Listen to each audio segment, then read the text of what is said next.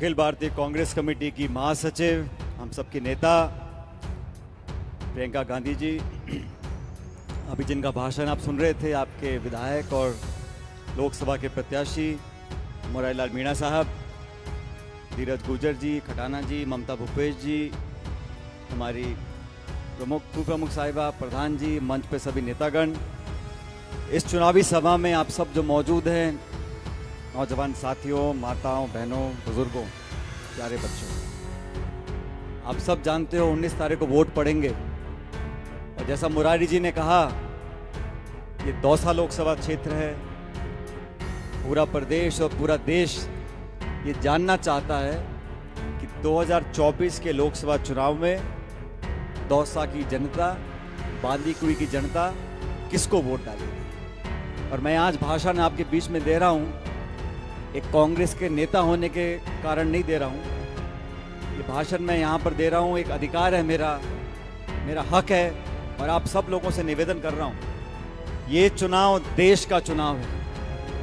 आज प्रियंका जी समय निकालकर आपके बीच में आई हैं अपनी पार्टी के लिए, मुरारी जी के लिए वोट मांगने के लिए, इसलिए कि इस देश और प्रदेश में 10 साल की सरकार का जो काम रहा उसको जनता ने देखा, उसका आंकलन किया और अब मन बना चुके हैं कि बदलाव करना पड़ेगा। आप और हम सभी जानते हैं, जब पहली सरकार बनी, पूर्ण बहुमत की सरकार बनी, वादा जनता से किया था। प्रदेश के लोगों ने राजस्थान की 25 सीटें भाजपा को जिता दी थी। लेकिन आज 10 साल हो गए, आज नौजवान पूछ रहा है हमारे रोजगार कहां चले गए। महंगाई, बेरोजगारी आसमान छू रही है, और भाजपा के नेताओं को भाषण देना है तो वही घिसे पिटे भाषण, हिंदू के, मुसलमान के, मंदिर के, मस्जिद के, हिंदुस्तान, पाकिस्तान, और समाचार समाप्त। आप सब लोग जो आज यहाँ खड़े हो, बैठे हो, मैं आप लोगों से निवेदन कर रहा हूँ, ये चुनाव रोचक बन गया। रोचक क्यों बन गया? जैसा मुरारी जी कह रहे थे, बहुत सारे भाजपा के नेता यहाँ पर आ रहे हैं। कौन कौन से मुख्यमंत्री आए? उत्तर प्रदेश के, मध्य प्रदेश के, हरियाणा के, राजस्थान के तो कई बार रैली होगी मेरे ख्याल, और योगी जी, मोदी जी, राजनाथ सिंह जी, फलाने जी, ढिकाने जी। तो मैंने कहा, मुरारी जी कहते मीटिंग पहले कर लो। मैंने कहा नहीं, अभी चुनाव में 1-2 दिन रहने दो। और इतने सब नेता आ रहे हैं बीजेपी के, मैंने कोई बड़ी बात नहीं है। और प्रियंका जी का समय लिया था 15 तारीख का, तो मैं जो हर जगह जो बात बोलता हूँ आज बोल रहा हूँ।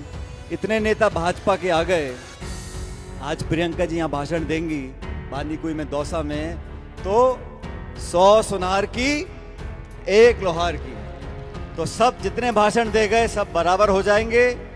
और यहाँ हमारे जिले के बहुत नेता हैं जो भाजपा से जीत कर गए हैं, वो गांव-गांव डोल रहे हैं, कोई चावल बांट रहा है, कोई पानी पी रहा है, कोई कसम खा रहा है।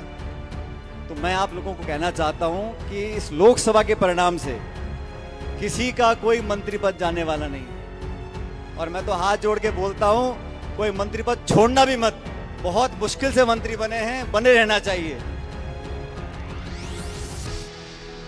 लेकिन ये चुनाव बहुत महत्वपूर्ण है साथियों, और बीजेपी की सरकार बनी राजस्थान में, हम लोग कामयाब नहीं हो सके। बहुत कम अंतर से कांग्रेस भाजपा का अंतर 1.5-2% का था। हम अच्छे विधायक जीत कर आए, 70-72 विधायक।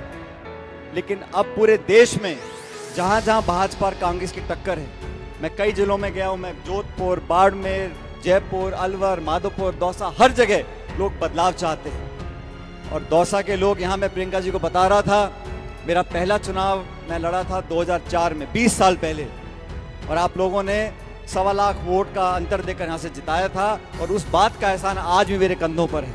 और इन 20 सालों में मैं अजमेर से भी सांसद रहा, अभी टोंक से विधायक हूँ, लेकिन दौसा के लोगों के ऊपर, बांदीकुई के लोगों के ऊपर मेरा एक विशेष अधिकार मैं मानता हूँ। आप लोगों ने मुश्किल समय में मेरा साथ दिया, हमारे परिवार का साथ दिया, पार्टी का साथ दिया, और पायलट साहब के समय से लेके आज तक, जब तक परिसीमन नहीं हुआ था, यहाँ लगातार कांग्रेस पार्टी जीतती रही। मैं आज आप लोगों से निवेदन करने आया हूँ, इस चुनाव में हमें वो ताकत, वो एकता और वो समय याद करना है जब यहाँ कांग्रेस का तिरंगा झंडा लहराता था, दुनिया की कोई ताकत यहाँ के चुनाव लड़ती थी, बड़े बड़े आके लड़ गए चुनाव, लेकिन कांग्रेस पार्टी चुनाव नहीं हारती थी। ये लोकसभा का चुनाव, मुरारीलाल मीणा जी हमारे उम्मीदवार हैं, लेकिन ये चुनाव हम मिलकर सब लड़ रहे हैं। ये हमारा चुनाव है। यहाँ का जो बटन दबेगा उसमें मेरे भी योगदान रहेगा, मेरा भी उसमें आपको हिस्सेदारी दिखेगी। इसलिए मेरा तो आपसे यही कहना है, अभी चुनाव में 2-3 दिन बचे, हो सकता है 2 दिन में और भी कोई नेता आ जाए भाषण देने के लिए, लेकिन आज मैं विशेष रूप से प्रियंका जी का धन्यवाद करना चाहता हूं।